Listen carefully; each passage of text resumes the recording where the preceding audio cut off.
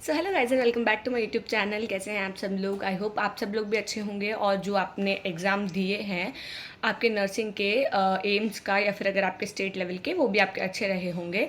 अभी अगर एग्ज़ाम दे दिया है तो आई होप कि आप आगे के लिए है ना प्रिपरेशन कर रहे होंगे। तो उसके बीच में मैं आपको बता देती हूँ कि है ना, मतलब अगर आप एक प्राइवेट कॉलेज में जा रहे हैं, अगर या फिर आप है ना किसी गवर्नमेंट कॉलेज में जा रहे हैं, तो आपकी वहाँ पे फ़ीस का जो क्या क्राइटेरिया है या फिर आपकी फ़ीस कितनी लगती है अप्रॉक्स, वो मैं आपको इस वीडियो में बताने वाली हूँ। तो चलिए वीडियो को स्टार्ट करते हैं। तो सबसे पहले हम लोग एम्स की बात करेंगे कि अगर आप एम्स में एडमिशन लेना चाहते हैं तो आपको कितने पैसे देने पड़ेंगे या फिर वहाँ पे फ़ीस का स्ट्रक्चर क्या है।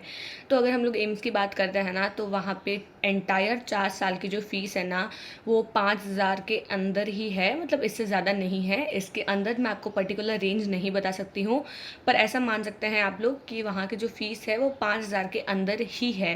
तो अगर आप अपना एक बीएससी नर्सिंग का डिग्री कोर्स पूरे 4 साल का एम से करते हैं, तो आपके 5,000 के अंदर ही जो पैसे हैं वो आपको देने पड़ेंगे। उसके बाद वहाँ पे जो मेस की फ़ीस है वो अलग लगती है। वो आपको फिर मंथली या फिर ईयरली, जैसे भी वहाँ पे सिस्टम है उसके हिसाब से आपको देने पड़ते हैं। तो आप बहुत कम पैसों में अगर बीएससी नर्सिंग का कोर्स करना चाहते हैं तो आप वहाँ से कर सकते हैं। उसके बाद हम लोग चलते हैं कि अगर आप कोई स्टेट लेवल का एग्ज़ाम है ना, अगर आप में एम्स का नहीं हुआ है और उसके बाद अगर आप है ना अपने स्टेट में रह के ही अगर आप नर्सिंग करना चाहते हैं या फिर है ना नॉर्मल जो गवर्नमेंट कॉलेजेस होते हैं वहाँ से करना चाहते हैं, तो उसमें आपके फ़ीस का क्या क्राइटेरिया रहता है। तो जब ना मतलब आपकी काउंसलिंग स्टार्ट होगी या फिर उससे पहले एम्स ऐसा पूरा ना फॉर्म रिलीज़ करता है कि फ़ीस का क्या स्ट्रक्चर है। वहाँ पे वैसे वो मेंशन होता है, लेकिन उससे पहले अगर मैं आरयूएचएस की बात करूँ, तो है ना वो एक ऐसे फॉर्म आता है और उसमें ना सब कुछ ऐसे लिखा रहता है। तो उसमें जो पिछले साल की जो है ना इससे फ़ीस का स्ट्रक्चर था, वो कुछ 50,000 के अंदर ही था कि मतलब लड़कों की फ़ीस 50,000, 51,000, 50,000 समथिंग कुछ लगती है, और लड़कियों की जो फ़ीस है वो 21,000 समथिंग ऐसी कुछ लगती है। और ऐसा कुछ सिस्टम था।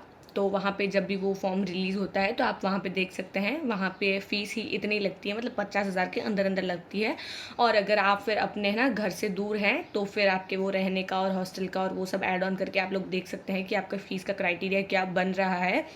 उसके बाद हम लोग चलते हैं प्राइवेट कॉलेज पे, जो कि है ना मतलब ऐसे है ना, अगर जिनका एम्स में नहीं हो रहा है, जिनका गवर्नमेंट कॉलेज भी नहीं मिल रहा है, और जिनके नंबर अगर जनरल कैटेगरी से हैं और जिनके नंबर 60 से कम आ रहे हैं, उनको गवर्नमेंट कॉलेज मिलेगा भी नहीं। तो वो जब अपनी काउंसलिंग करें, उन्हें कॉलेज चाहिए, और जब वो अपनी काउंसलिंग करें तो प्राइवेट कॉलेज को प्रायोरिटी दे, क्योंकि गवर्नमेंट कॉलेज इतने नंबर में नहीं मिलता है। अगर आपके 70 या फिर है ना 75 नंबर से ज़्यादा हैं, तो आप उसमें गवर्नमेंट कॉलेज, जो नए टॉप गवर्नमेंट कॉलेज खुलते हैं, आप उनको फिल कर सकते हैं। तो आपको है ना जो न्यू गवर्नमेंट कॉलेज होते हैं वो आपको मिल जाएंगे।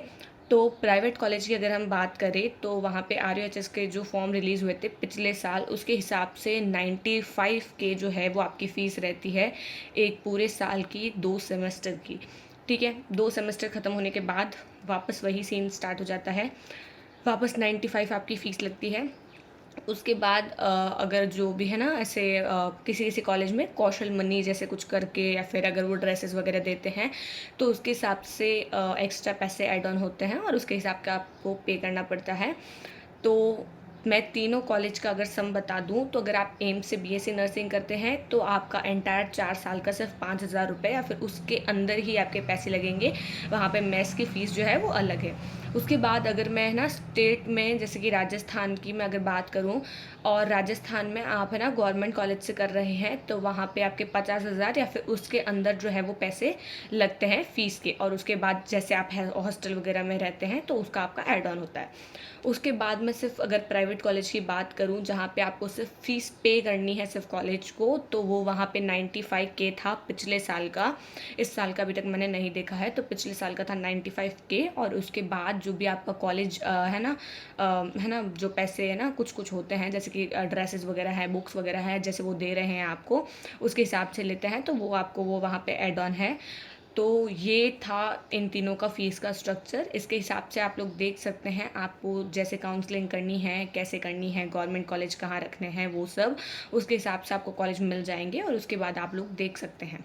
तो ये था फ़ीस का स्ट्रक्चर कि आपको गवर्नमेंट कॉलेज में, प्राइवेट कॉलेज में या फिर है ना जो एम्स के कॉलेज हैं वहाँ पे आपके क्या है फ़ीस का स्ट्रक्चर।